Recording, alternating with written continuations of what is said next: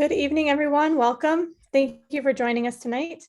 My name is Marisa LaFleur, and on behalf of Harvard Bookstore, I'm so pleased to introduce this event tonight with Tessa Hadley, presenting her novel Free Love in conversation with Sue Miller. Again, thank you for joining us. Through virtual events like this one, Harvard Bookstore continues to bring authors and their work to our community far and wide. Every week, we'll be hosting events here on our Zoom account, and we have many exciting events coming up, including this Friday, February 10th, when Sarah Freeman will discuss her debut novel, Tides, in conversation with Emma Klein, and that'll be part of our New Voices in Fiction series. As always, our full event schedule appears on our website at harvard.com/events, which is a link I'll also drop into the chat.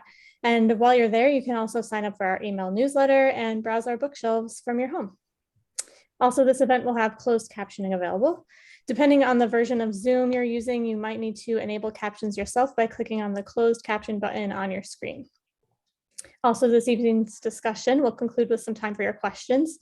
If you have a question for our speakers at any time during the talk tonight, click on the Q&A button at the bottom of your screen, and we'll get through as many as time allows. Also in the chat, I'll be posting a link to purchase Free Love on harvard.com.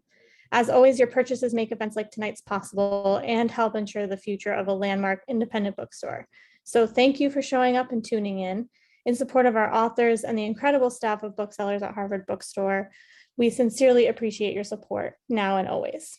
And finally, as you may have experienced in virtual gatherings, technical issues may arise. So if they do, we'll do our best to resolve them quickly, but we thank you for your patience and understanding. And now I'm so pleased to introduce tonight's speakers. Tessa Hadley is an award-winning author of novels, short stories, and nonfiction, as well as a former professor of creative writing at Bath Spa University in England. She has published 8 novels, 3 short story collections for adults, all of which were New York Times notable books, and 2 short story collections for children. She has also contributed short stories to The New Yorker, among other publications, and in 2016, she was awarded the Wyndham Campbell Prize for Fiction. Her latest novel, Free Love, is described by the Washington Post as a tragicomic exploration of how one woman's erotic awakening revolutionizes her sense of who she is, what she must do, and what that will cost. And The Guardian calls Hadley a master storyteller and superior stylist, praising her insightful and sensitive understanding of the quiet compromises people make to survive in a deeply compromised world. Tessa will be joined in conversation tonight by Sue Miller, bestselling author of 10 novels and a memoir, including Family Pictures, which was nominated for a National Book Critics Circle Award, and While I Was Gone, which was an Oprah's Book Club selection. We're so happy to have them both here with us tonight. Without further ado, I will turn the digital podium over to Tessa.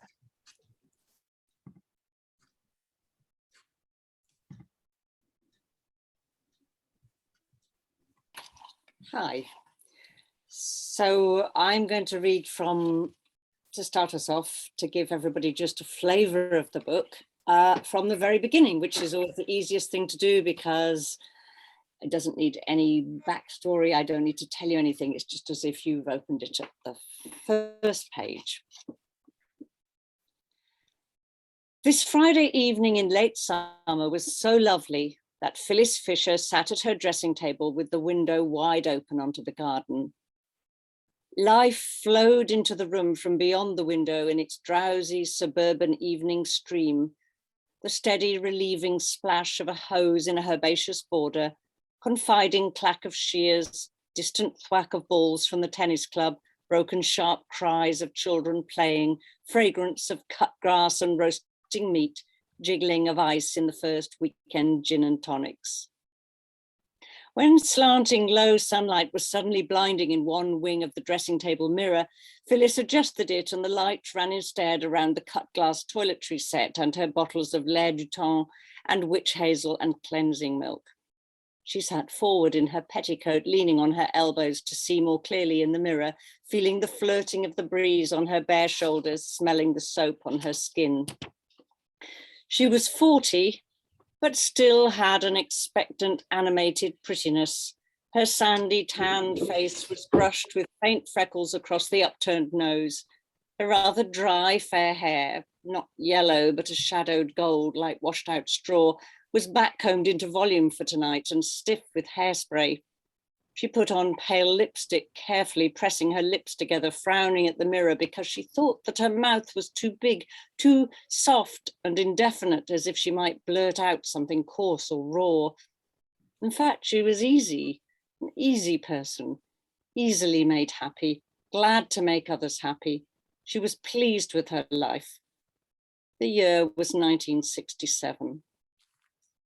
Her dress for this evening waited like a friend, hooked on its hanger over the wardrobe door, empire line with a skirt that ended above the knee, green chiffon with bold vertical red and orange stripes, green Grossgran ribbon sewn under the bust, fastened in a bow in front. She had asked Mandy Veery to press it for her before she went home. No need to keep Mandy on to help serve dinner because it wasn't a formal dinner party. The young man who was coming, Nicholas Knight, might turn out anyway to be a bore. Phyllis had a dim memory that he'd been a bore as a small boy. She'd met him long ago when she was first married to Roger, and her daughter Colette was a colicky baby. At 9 or 10 years old, Nicholas had been owlish with a big heavy head and black-framed thick glasses brimming with factual knowledge, insisting that they test him on flags and capitals of the world. Patiently, Roger had obliged. Nicholas was the son of Roger's friends, Peter and Jean Knight, who were really his parents' friends, older than he was. Phyllis's anticipation of Nicholas's visit this evening was only buoyant because she liked entertaining and because he was a man. After all, even if he turned out to be gauche and unattractive, she liked men. She couldn't help herself, though there was no question of her flirting with Nicholas, who was nearer to the age of her own daughter. The children playing outside were screaming now with excitement at the climax of some pursuit, weaving on their secret paths around the gardens in the hot light, ducking behind clipped high privet hedges or pushing through thickets of rank shrubbery, rhododendron and hydrangea, poisonous spotted laurel, stiff bamboo. Some of these gardens ran to half an acre or more, and the children had made dens in the scraps of woodland at their far ends where they arrived at the river out of parental reach. One garden of an abandoned house was an overgrown wilderness, and they had worked themselves up into a horror of coming upon dead things in there. They knew all the broken places in fences for squeezing through, streaking their clothes with lichen stains or tearing them on nails. An adult opened an upstairs window in one of the nearby houses in the Fisher's cul-de-sac to shout at them. With a splash and cry, a child missed a stepping stone in a fish pond, lifted in dismay a dripping sandal, a soaked sock, but there was no time to stop. The others were pitiless. "You idiot," one of them sharply exclaimed. Phyllis thought with exhilaration that her son Hugh would be running with them, perhaps out at the front of the tribe, leading the way. She ought to lean out of the window and call to Hugh to come inside. It was time for his supper, but she was still in her petticoat and anyway couldn't make herself be offended by the children's exuberance. She felt with them the promise of the evening, the gathering shadows, the pang of ending. I'll stop there. I love that. I love that scene, I guess you call it, sort of. And so that just makes me want to ask, how did you begin? How do you begin to write a novel? I'm curious for myself, actually, because I'm hoping to do that at some point. How do you begin? Do you make notes? Do you just launch yourself into such a scene and then move on? Or is it clear in your head before you get going? I think I usually have a novel for at least a year before I start writing it. In fact, in a sort of nervous gesture at the very beginning of my writing and being published, I felt I must have a new one started before the one before was published, so to speak. So I've always had this sort of I need to think of a novel while I'm writing the novel before it, but it's very embryonic in my head. And then gradually in a notebook, vague outlines, bits of sketches will hopefully, ideally accumulate. And actually this story, Free Love, it's sort of uncharacteristically, it all fell into my lap at once. I don't know why. I seem to get the whole story in one, and I've got about 6 pages in the beginning of this notebook where very thin and very sketchy, but the essentials in here are all laid out. So yeah, wonderful, like a gift. Yeah, it was like a gift too. Yeah, and that doesn't usually happen. No, I'm sure. I mean, and I work that same way with notebooks, and I've had one book that did sort of happen that way for me quite a while ago. I wish it would again. It was so. Yeah, I think that's the special one, and it isn't like that. Sometimes it's a much more sort of painful. But yeah. Did you know who Phyllis was right away? Phyllis is your main character when we meet in this incarnation, and then we encounter her in other incarnations too. But did you know her? I think I did. I in fact, the form that those notes take is character sketches, and it begins with her, and it says she's 40 and she's a bit foolish, and yet she's all right, she's happy, everything's okay, but this cataclysm of Nicholas Knight, who she's not anticipating with any huge sort of excitement, but he's coming into her life, and actually what's going to happen the same evening in the garden in the dark is just like dropping a chemical into a sort of stable chemist's mix, and everything is precipitated from there. The whole of her life is going to be thrown out of altered out of all recognition from then. And I knew that. I knew that was where the story began. And then from there, I sort of also had, well, what is the young man like who's coming? What is Phyllis's husband like? What are her children like? And that's all sketched out there, as well as the outlines. That won't happen to me again. I wasn't sure what you were doing exactly, because it's almost halfway through the book and you're still with Phyllis. There have been little squirts of other people's thoughts, mostly about her, as we go through. Did you think ever that you might write the whole thing from her point of view? Or did you imagine having the other characters come forward as they do later? Yes, and in fact, I think one of the things I discovered, because of course you can have your outline all there, in 3 pages of notes, but then there's this transformation that happens as you begin to write thickly. And I don't know what you do, Sue, but I always literally write from sentence 1 onwards. That isn't to say it doesn't later, some cutting and changing. Yeah. But actually, I'm not a drafter. I'm writing as if it's the final version, and then sometimes going back in and tinkering. Oh, sorry. Go ahead.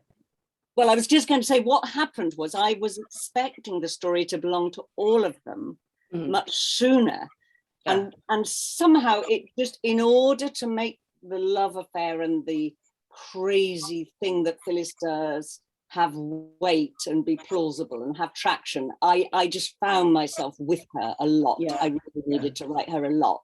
And then gradually, as that sort of momentum subsides, it reaches its climax and it subsides, then everybody else that I've just sketched in the early stages begins to move more centrally into the story. Yeah.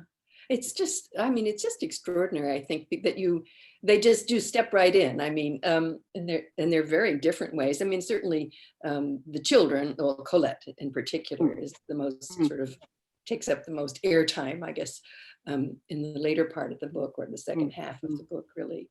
But there's just this wonderful turn also to Phyllis's husband, Roger, who is at first grows more and more sympathetic as the book goes on. At first, he simply is the cuckolded husband left behind and unsure. Or a recent husband who always gets left behind in novels.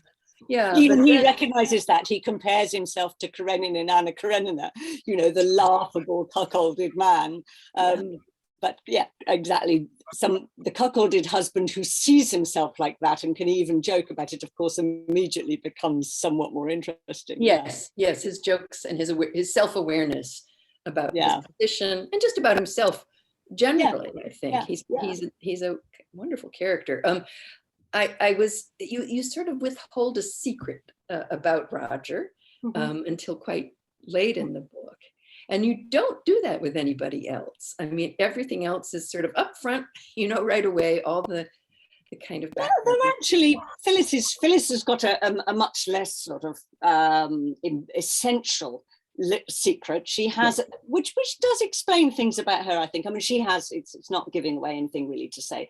She's had really been what we would call a rape. I'm not sure she calls it that herself. Back in her knocked past. Around a bit, I would call it that. Exactly. That's back in her past before she got married.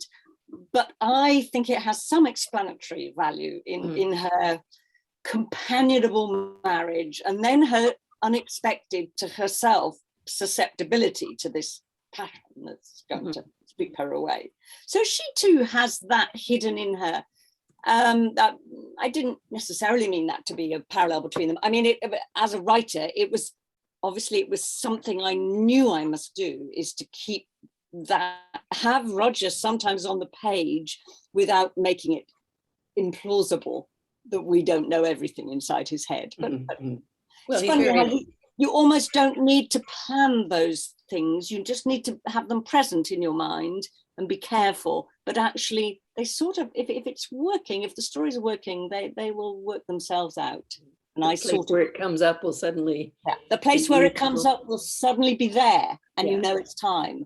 And it's very brief for Phyllis. I mean, it just is over and a half a page, the explanation of, or maybe a full page, I don't know, but not very long, the explanation of his past. And she's speaking to this young man who is her lover now, just sort of telling him at least part of it. She doesn't go into detail. She doesn't really tell him, actually. No, he doesn't know by the end of the book. I mean, I gave the revelation to her rather loathsome, although I hope not entirely loathsome, sister-in-law, who is the bearer of bad news. And I sort of knew as soon as I invented her that she might be the news bringer to Phyllis. Because she would be mine, definitely, as they all know, actually. About her. Yes. So I gave that, and that was actually harder to make right, to get that right, rather than the point at which I let. You've disappeared from me, or your lights have gone off, Tessa. Something's happened. Yeah, it looks like she's disappeared from me too. It may be just an electric thing or a wire under the ocean. Sorry, everyone. I guess we'll give it a minute to see if she can reconnect. These things happen. Just a reminder, if you have questions, you can put them in the Q&A box at the bottom of the screen. So feel free to be adding those questions throughout the talk. Name comes back.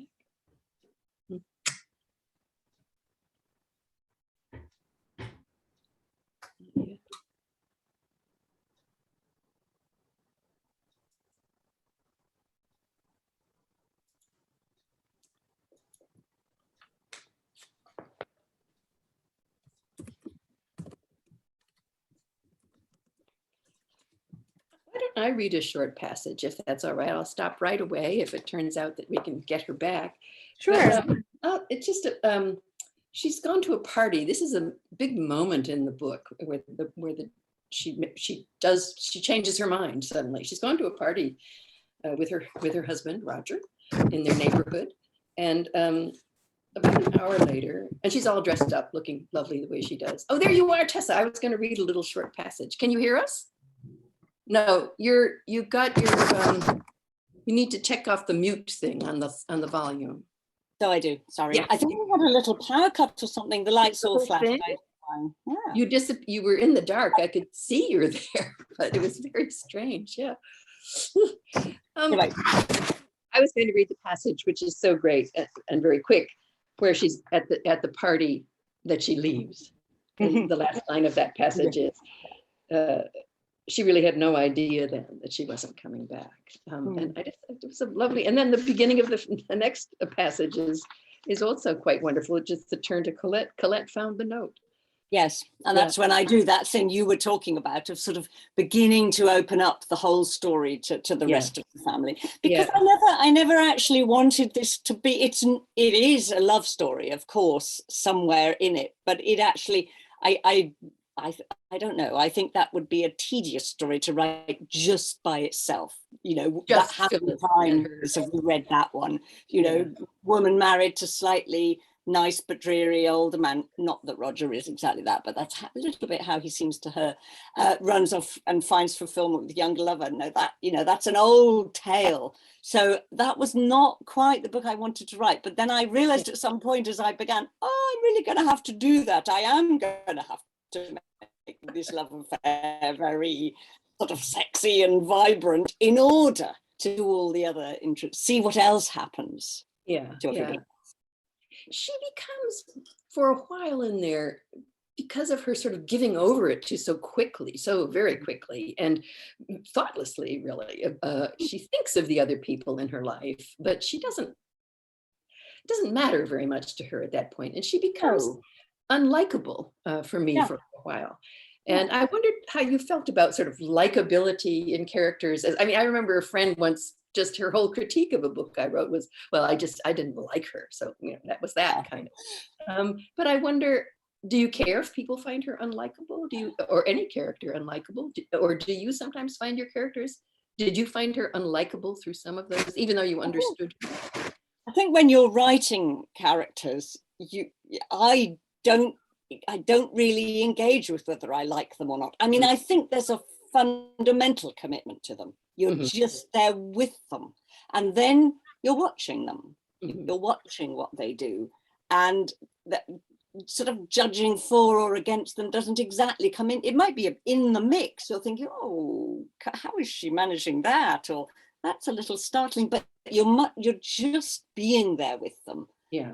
All of them, with all their different perspectives. And that's what's great about the novel form, of course, is that you've not only got Phyllis's perspective on what she's doing, but you've got all those other people giving you an angle from the right and an angle from the left, and an angry son who cannot forgive his mother, and a humiliated husband who is definitely not heartbroken, but you know, he when she writes him a note, he's some rage in him, even though he's actually a gentle and unraging man, but you know, provoked.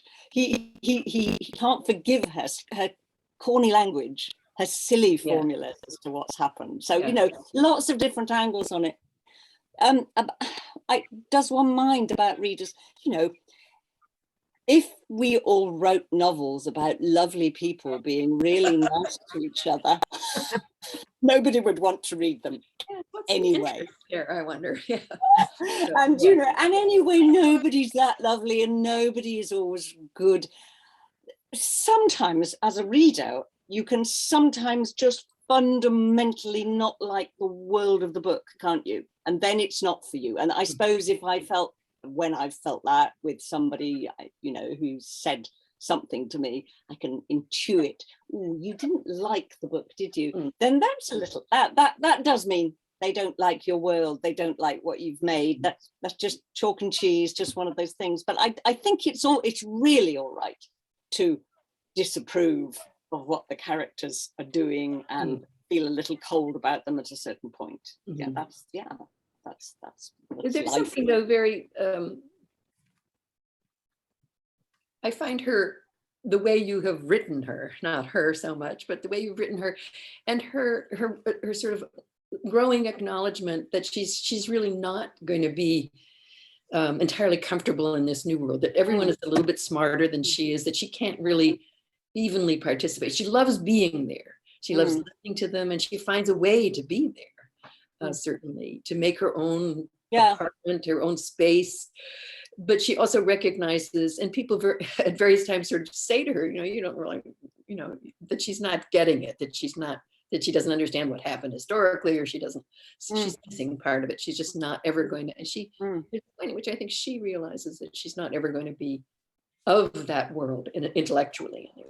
She's never going to be an intellectual like Nikki, but that world is quite rich and full. And I actually think the things I really like about Phyllis are her courage. She has this sort of audacity, which one might not have guessed about her back in Otterley as a nice married wife.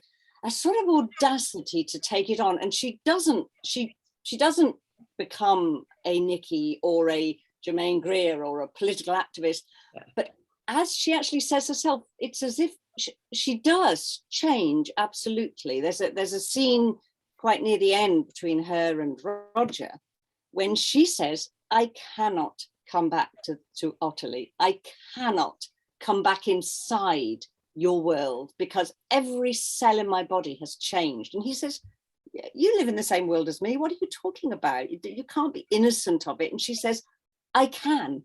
I insist. I'm all changed. And I really want us to actually feel that they're both right there. You know, there are just sometimes irreconcilable truths. He's right. I'm probably myself a pragmatist and a realist like him, but she's right too. And there's a particular night when she sits, kind of the first night she spends with Nicky, a whole night, and he actually falls asleep.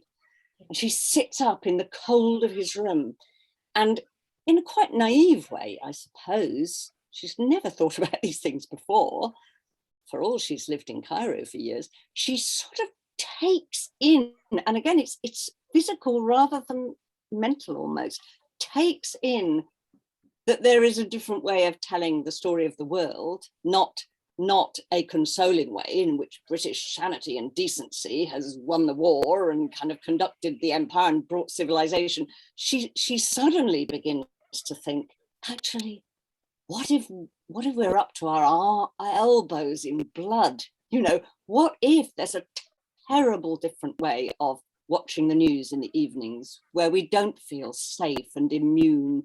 And I actually mean that to be real. And I do feel as if that kind of imaginative shift of orientation can be as genuine, even without, if you like, the intellectual sophistication that would turn it into a different thing. Yeah. So I think her change is real, and she can't go back. And we leave her in a situation at the very end of the novel, I won't say too much, but where she's sort of, in a way, abandoned to the world. And if we were looking at her from outside, we might think, oh my God, what's happened to her? You know, how dangerous, what jeopardy. My mum actually thinks that. She thinks, oh, you know, what's she done? She's thrown everything away. Yeah. And yet if we're inside her, feeling it with her, then there's some marvelous fulfillment. It's kind of, it wasn't about one man. It was about opening up to the world in a radical new way. And that was a part of the revolution in the 60s. It wasn't just political cleverness. It was something else, deeper and bodily. Yeah. Does that make sense, Sue? Oh, it does. I do think, though, that there's not necessarily the way I'm going to focus just a second on the way the book ends, because that was so interesting to me too. And with Phyllis, there's not a sense of that you know what's going to happen after the ending. I mean, no. She's in a particularly sort of perhaps hazardous moment at the end, but you sort of sense she'll go on, and then I mean, you feel that about her. But we're sort of, we don't really know what's coming for her. But she'll be. I think you've drawn her in such a way that the reader feels she'll be okay. She'll make her way through this. Yeah, she'll be okay. In fact, comically, it did occur to me afterwards that with those two flats, scruffy flats in Ladbroke Grove, she buys for next to nothing with a mortgage through her friend Sam. Of course, she's got a pension for the rest of her life. She really will. That's a sort of nice afterthought. Her old age is comfortable. She's okay. I hadn't thought of it, honestly. No, I didn't think of it as I wrote, but well, perhaps I did after I'd, you know, set up that particular little bit of the story. I did think of it, and I quite like thinking of it. And I kind of do know women who made that crazy move, and they didn't last, you know, the love affair didn't last, but they did so survive. They're so all right. Yeah.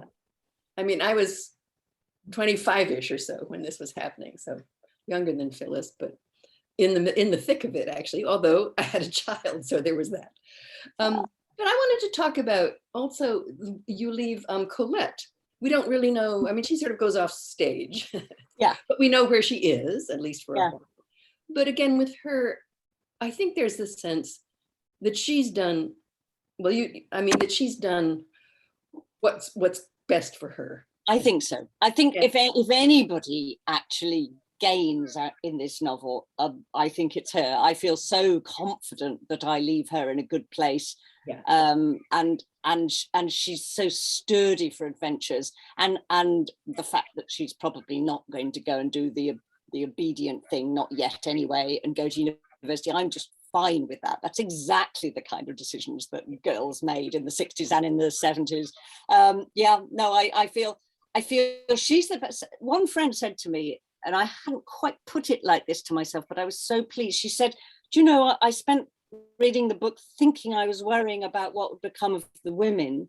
And then when I closed it, it was the two men, it was Roger and then the little boy, Hugh, who's a little bit older than that by the end of the book, that they were the ones who were more stranded or something by the end. Yeah. Colette, we don't know again about Colette any more than we know really about Phyllis. But I was interested that with Roger and with Jean, who probably you need to explain Jean maybe. We do know. I mean, it's not quite definite, but you give them a future that we understand, and that seems right. And just curious to me that in their case, you were clear. They're older, a little bit older. Maybe that's part of it. I don't know. They're rather like an old-fashioned English love story. Oh dear, we really are scattering spoilers right, left, and centre. Bound. I don't see how you can talk about a book. And I actually always think if I'm listening to somebody talking about a book I haven't read, I never remember any of the That's right. plot points of it. We'll tell ourselves that. The ending with Jean and Roger is like a brief encounter, you know, that old British film, or lovely novel called Hide and Seek by Elizabeth Taylor, that's a favourite of mine.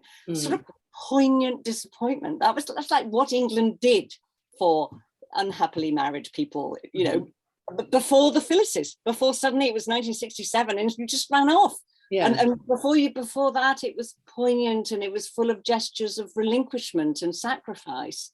And so, in fact, I wanted to end the book with that because I love those love stories and they're just another way of being. But the book did sort of deliberately lay two Englands and two kinds of ways of imagining love in those two Englands side by side. And there's it's sort of in a way finished. It's that thing is finished. Yeah. I thought that ending moved me more than the other endings. I mean, I was settled and happy with the other, or not happy necessarily, but fine with the other endings. And I thought they were just right. And that was just very, very moving to me to read the two of them talking to each other at the end of the book. I found it. Well, I'm glad. Yes, I'm glad you liked that coming last because that's I thought it should come last. I was interested too. I just wanted to ask you about this. It's a little off to the side, but I noted that I flipped back and looked at the master bedroom because I saw the same sort of, in some ways, very different characters, but the same sort of triangle essentially set up with a young man and his father and a woman who is interested in both of them. And I just wondered, could you explain yourself, please? It isn't anything I've ever done, Sue. I shouldn't denigrate my previous novels, not at all. I haven't reread that for years. Yeah. I feel I made more sense of it here. I didn't just think, oh, that's rich. It's a rich story, which I think I thought first time around. I feel as if it's more meaningful here, that the father and son are really are ruining the book here for everyone. The father and son are both, as it were, competing for the same prize, the same thing. I think I'm making a point about men, probably, and how perhaps the Nickies of this world are the heirs to their fathers, however much they've despised the bourgeois settled status and the job at the Foreign Office and the good war record, they've kicked against it. But actually they're, these young men of the next generation inherit those older men's power, even though they try and make it look as though it's a new thing. There's much more continuity on the male side of this novel. I think that's a truth. Yeah. And I meant that what happens to the women to feel like more of a violent, real change. Yes. So I've actually that triangle. Sorry. No.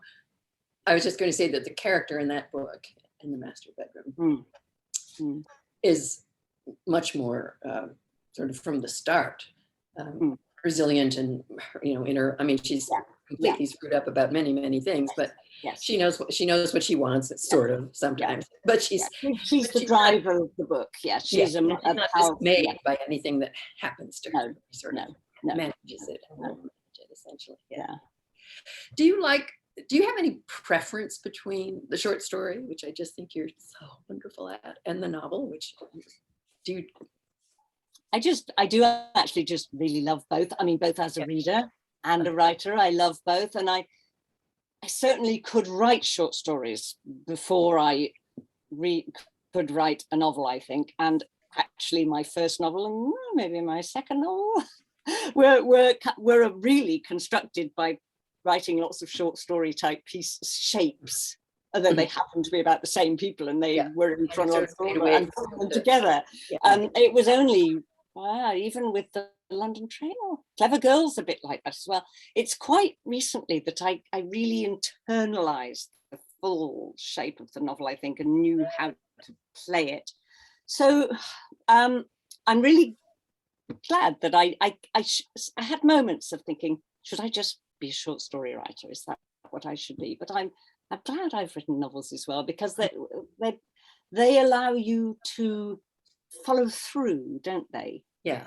Things that the premises, the little, what if, or let's try that, kind of get a long follow through in a novel, and you can really pursue them to where they go and answer their question 3 different ways before the end of the book. Whereas the short story is by its nature sort of one thing. But I love short stories. Yeah. I love reading them. I love writing them. You do such great short stories, I have to say. They're difficult. They're really hard. It's not hard thinking of. I mean, obviously, goes without saying they're hard. It's all hard, but it's really hard to know what to do with the short story, to get the material for a short story. It's odd. There's more spade work in planning a novel, more labor, but you sort of have to wait for the inspirational moment. With a short story, you have to wait till the thing takes on its own life. Well, it's really about that moment, usually the short story. I mean, it turns on some particular moment, really. So there doesn't need to be the thickness if you can get to that moment in a reasonable way. Yeah. It's really it's very exciting, I think, because it's so quick, it's so gestural, and then it's so shocking. Usually, I mean, in any way. I mean, even if it's not a shocking event. Not shocking, but I know it has to have a shock. I mean, maybe it's the shock. It's the fulfillment of the short story that's the hardest bit. I think I've got in my notebooks, my short story notebook, quite a lot of beginning. I don't mean literally, I'm not writing the beginning, but ideas for, 2 sisters are both widowed. That's there's a wedding with 2 different step families, but I haven't. Yeah, write that down. They're there. Yeah. How lovely to have some ideas actually just floating around that way. And but they're clear to you when they come that they're meant to be short stories. Do you feel that difference when you start out? Mostly, yes. I mean, there's actually Clever Girl, which was a novel that began with a short story, and then as it ended, this has never happened to me before or since. I kind of thought there's more to do with this. I really want to follow this girl through, and also the only novel I've written in the first person. So, I hadn't noticed that. I like the third so much. I know. I've done a novel or 2, and she said cavalierly in the first, but you're so tied down. So tied. Yeah. I think I didn't even realize it until I'd embarked on that one and got quite a way through and I suddenly thought, I'm tired of her voice, you know, and I had to almost take it down a bit, calm it down. She was too talky, which would have been fine for a short story. But it was too much. Yeah, no, I so agree with you, Sue. And I love that about your books, and I enjoy when I'm writing mine, the lots of angles, the lots of coming in from. I love this. And a bit of omniscience too, not just the third person. Oh God! So you can just sort of zap into someone's brain, and why not? Because you are God. You are making it up. So if you sort of pretend to only be getting it through one pair of eyes, well, that's just another pretense, you know. Yeah, that's what I was thinking. And of course, some people write magnificent constrained novels that are all done through one pair of eyes, and one wouldn't want them to be different. But once one's got the taste for that multi point of view, it is delicious. Yeah, I love it. I really do. I wanted to point out to you, simply as we're sort of winding up here, that my last book was monogamy and yours is free love. And I thought we should just have an argument about this or something. This seems so hilarious to me when I, sort of. But it's so, and I guess there aren't that many parallels, except I feel as if they do speak to each other, our books. But yours, it's as if the precipitating, dramatic break all happens very painfully after the husband is dead. So, but then you suddenly drop the drop of poison, if you like, into the books, and everything happens, which is actually a brilliant plot idea. Very good. Take it. I think I also wanted to point out two other things about that are sort of were not quite about your book at all, but were interesting to me. And one is that both of us published our first book in our 40s. I was 43, you were a little bit older. 46. Yeah, and had written several unpublished novels beforehand that we really didn't try to get published, that we sort of knew were, warming up somehow or clearing our throats or something like that. We hoped that was what they were. I was never sure, but I did used to think maybe I'll just go on writing these awful novels. Yeah, there were two of them that were really awful, but then the one that got closer was okay, but not very good. And the other thing is that both of our maiden names are Nichols. Oh, I didn't know that about you. There's no reason why you should, but I didn't know yours was until I sort of looking you up, which I thought I needed to do in order to get ready. I like that. That's lovely. Chiming across the Atlantic. And I actually was sort of sorry in the end that I was only married to Mr. Miller for a short time, and I was sorry. But I had a son, and with him, and so I sort of thought, well, I don't want to have a different name for my son as we go off in the family of two. So I kept that was those days. I had my older son when I wasn't married, and I did actually go into the maternity hospital under my maiden as Nichols. But the midwife reproached me and told me this wasn't a good idea at all, and that I better be Mrs. Hadley for those purposes. This is an intimate, personal story, but isn't that fascinating? Old days, hey? Yeah. I don't think they would do that. People just felt so free to tell you what you were doing wrong. I mean, it's so amazing to me. I mean, well, people still do that. Anyway, those were things that interested me, but your book interested me much more, and I'm so glad to have had to read it so carefully. I mean, I read it so fast, which is my great sin when I'm enjoying something. It's just well, thank you. Lovely questions too. Good. Let me see if I've got one more here.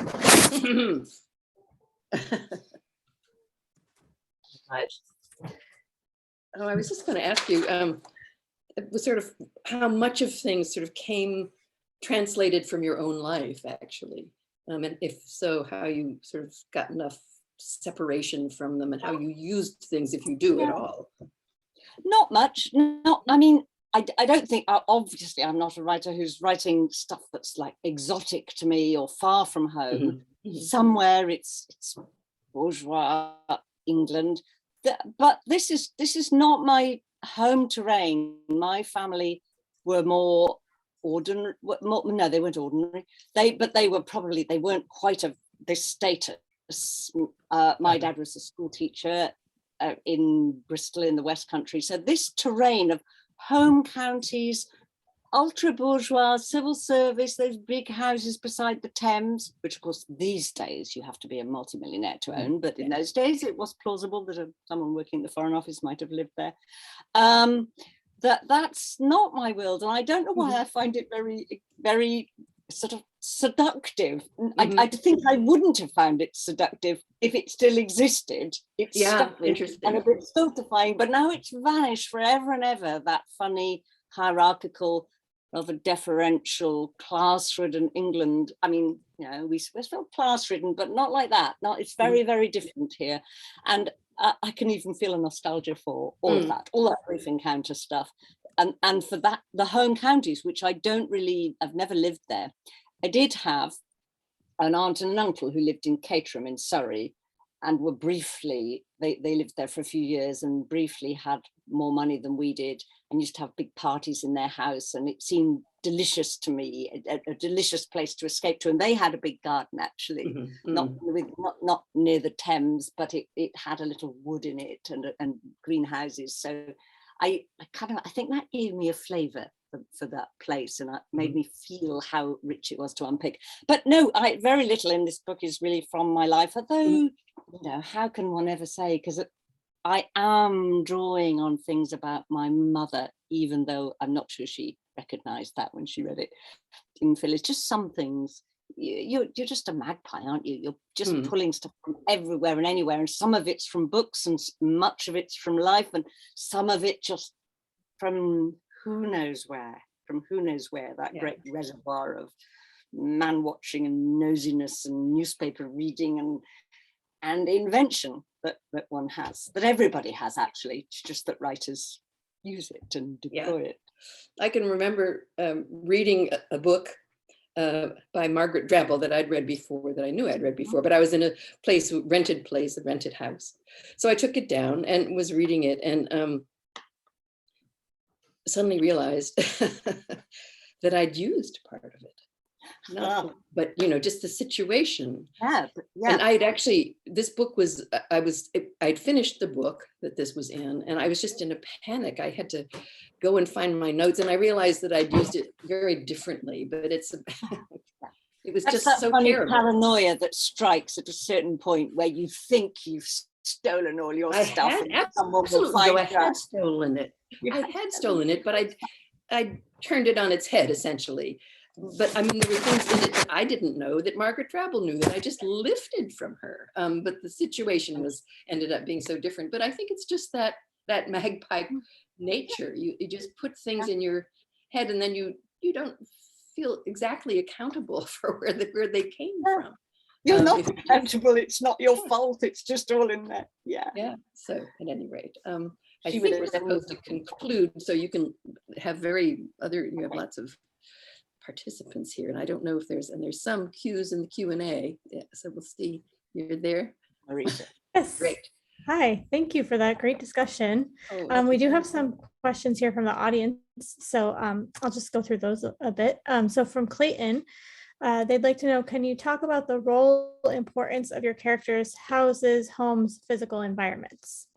Yeah. I just love writing homes and houses and surroundings, and there are great novels written which leave those things blank, and that can be a great style point, but the kind of novels I love tend to have furniture in them, not because, you know, we are acquisitive or anything like that. It's because home and its furnishings and what's on the wall and what's on the shelves and why you've done it in those colors, they're all telling the reader an enormous amount about the people who live in that place. You know, it's exactly like an archaeologist digging down and finding pots and rubbish piles and mosaics and reading the lives of the lost people into those artifacts. Well, the novelist is doing something parallel to that. It's a way into a particularity of any given moment. So when Phyllis leaves her rather arts and craftsy, meticulous, probably slightly over-furnished home. She's leaving a life that is all those things, a little bit arts and crafty, a little bit nostalgic, a little bit overstuffed. And she's going to this room where she has this vision of herself kind of on bare boards, stepping naked into Nikki's bed, kind of like an old soul in a painting or something, she says. And, you know, that the freedom of that is a contrast to her polished, meticulously kept old world. So I love to write places and furnishings. Kind of along those same lines, Bill asks, can you speak about the societal background to the story, the late 60s, and its effect on the key characters? Yes, I mean, that it sort of, I suppose the idea for the book began with that, really. I wanted to write something set across that great tectonic, that fault line between two tectonic plates of history, where deference and hierarchy and the greyness of England in the 50s and 60s translated into something crazy and some eruption of a counterculture. So I decided to have that fault line, that rupture, because it was a novel and not a history book, written, inscribed across the body of one woman. So it was a huge moment. I don't know if you in America, but certainly we have all been watching that Peter Jackson Beatles documentary, and it was sort of very gratifying, fascinating to me, because I'd finished writing the book to see, there were those men with furled umbrellas and bowler hats in the street, indignantly expostulating at the long-haired youths and the noise and how dare they, and that world of those men has gone forever. And that was the moment at which it began to end. And I decided it was a good and exciting place to set a story, which can be a story and a story that tells more than just itself. Great. Okay, an anonymous attendee asks, who or what moment in your life felt like it gave you the permission or freedom to write and cultivate your voice?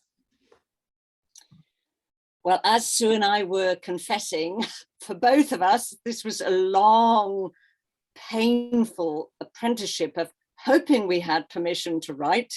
And in my case, certainly I wrote 3 or 4 novels. I'm glad to say I can't even remember how many, that some of them finished, some not finished, that failed. And there was some moment at which I suddenly thought that I knew how to tell, or I knew which stories I knew how to tell. And it was almost like a relinquishment. Instead of trying to write world novels, which were just silly and derivative, I wrote rather small novels set in alongside people I knew, with stories I could imagine happening to people around me. And the insights I put into my sentences were my own insights. And it felt like a sort of modest thing, but my own. So how did I get that? I have various ways of telling that story. I mean, some of it was practical. I did do an MA in creative writing, which is like your MFA. And it wasn't that anybody taught me to write, because nobody can teach anyone to write, but something about being in that cohort and being read and taken seriously changed things. Writing for an audience for the first time, not an audience of imaginary greats, invisible out there, but an audience of people you're going to see next Thursday, that lifted one's game. So that was part of it. And then, funnily enough, complicatedly woven in with that experience, I also began to write as a critic then, partly in the spirit of, oh my goodness, if I go on failing at this, I'm going to be so miserable forever. So I might as well do the other thing, which I can do easily, she arrogantly says. But I was a good critic, and I began to do a PhD, and I wrote a book on Henry James. And I actually think, I didn't know this at the time, that rehearsing a very confident voice in those sentences. And I was confident. I was confident in how I read James and what I thought. I think that carried over into a confidence in my sentences of the first novel that I was writing at the same time. It was a miracle time. I'm actually an incredibly lazy person who sort of, but at that point I had 3 children and a stepson, and one of them was quite small. I was starting a full-time job, which I'd never done before, and I was teaching, and I was doing my PhD, and I was writing my first novel, and I just, how did I do that? That's really not me. But anyway, I did for a couple of miraculous years. It was so exciting. I was doing all that. And somewhere in that process, I felt I had permission to tell the stories I knew. This question actually builds on what you said about your critical writing. How much classic literature or which works do you keep in mind as you write, either in terms of inspiration or sort of as a counter to the classic works? I mean, I'm just a voracious lifetime reader. So, and I think all the great books that one's read from the past are like the earth out of which one's writing grows. But there is a kind of cutoff. In other words, if you actually wrote now, writing like Henry James, your books would sound preposterous. You would be phony. There's a sort of time limit, so that I have no doubt, I love James' writing. I've no doubt he's given one permission to do certain things in certain ways, but it isn't him I have at my side as I write. One of the people I have at my side is Anglo-Irish writer Elizabeth Bowen. She's a great favorite of mine. It's her sentences get me up to the mark. So she died in the 70s. So there's obviously that, to young writers, that would seem like history, but it's near enough to touch. It crosses with my life amply. So she's very precious to me. Anita Bruckner, I came to her quite late. Her books I can have. There's only about 4 or 5 writers I'll have beside me, and on a bad day when I'm stuck, I'll literally read a bit of them, maybe just a few sentences, just to help me cross that threshold into the world of words. And Alice Munro, she was very, very important early on, actually. When I first read her stories, they were a permission, because they seemed to be about such ordinary things, and they were so not ordinary, so sublimely powerful and enchanting and thrilling and devastating. So yeah. Great. That again ties into the next question, which is also our final question. I think a nice way to round it out. Susan said that they noticed a Shirley Hazard book on your bookshelf, and they'd love to know some of the other books that you keep near you. You mentioned some already, but any others you'd like to shout out? And you're right in that the books in here, I've never had a study before. This is a new house. We moved back to Cardiff last year, having lived there for a long time before, and I've never had a study. I've always written at a desk in the bedroom. So I was terribly anxious when I first had it that I wouldn't be able to write anything with a real study. I'd feel so phony, such a fake. But actually, I've written one successful short story in here, which is going to be in the New Yorker quite soon, and that was all right. So I know I can do it. And I do have my most precious books around me, of the most important people. So that's Shirley Hazard is there, and I love her. Got Rumer Godden. I don't know if she's read in America. She's not much read here. She's a marvelous writer. I've got some Mavis Gallant. That's another favorite up there. I've got Anita Bruckner there, who I've already mentioned. I've got some Borges. I couldn't use it. That's another writing world to mine. Not useful, but I absolutely love his stories. They're very important. I read them a lot. I've got some Proust on the top shelf. I've actually got some Shakespeare, but I think that was just unpacking books. He came there. It's not because I certainly don't have him open beside me as I write, but maybe he's down he's the mulch somewhere, of course. Great. Well, thank you both so much for being here tonight and for the wonderful discussion. Oh, thank you, Marissa, and thank you so much, Sue. It was really lovely to talk to you. Great. Thank you. We'll meet each other at the bar sometime. Yes. Again. Where is soon. that bar? Where is that bar? Yes. Good. I look forward And to it. hopefully we can see you sometime in person at the bookstore one of these days. And a tremendous thank you to everyone out in the audience as well for spending your evening with us. And again, you can learn more about this book and purchase Free Love at the link in the chat. And so on behalf of Harvard Bookstore, I just want to say have a good night, keep reading, and be well. Good night. Thank Thanks. you. Good night. Bye-bye. Bye.